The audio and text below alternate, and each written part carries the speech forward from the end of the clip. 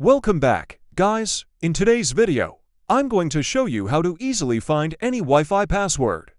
Let's get started, but before we begin, I kindly request you to subscribe to my YouTube channel and press the bell icon so that you never miss any new video or updates. First, we need to open CMD. To do this, go to the Start menu and type CMD in the search bar. Then, right-click on it and select Run as Administrator. Now type networkchuck show profile, and it will display all the Wi-Fi profiles saved on your system. From the list of Wi-Fi profiles displayed, select any Wi-Fi network. In my case, I have only one Wi-Fi network. Now type the following command. networkchuck export profile key equals clear folder equals C.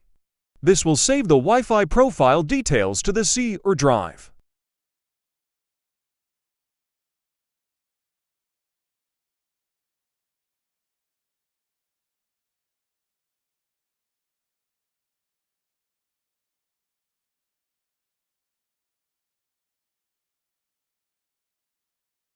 After doing this, go to your C or drive, and you will see a file. Open the file, and Windows will ask you to choose a program to open it with. Select either Google Chrome or Notepad.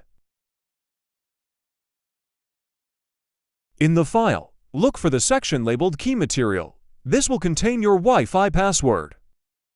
This was a quick video that may help you someday when you need to find a Wi-Fi password.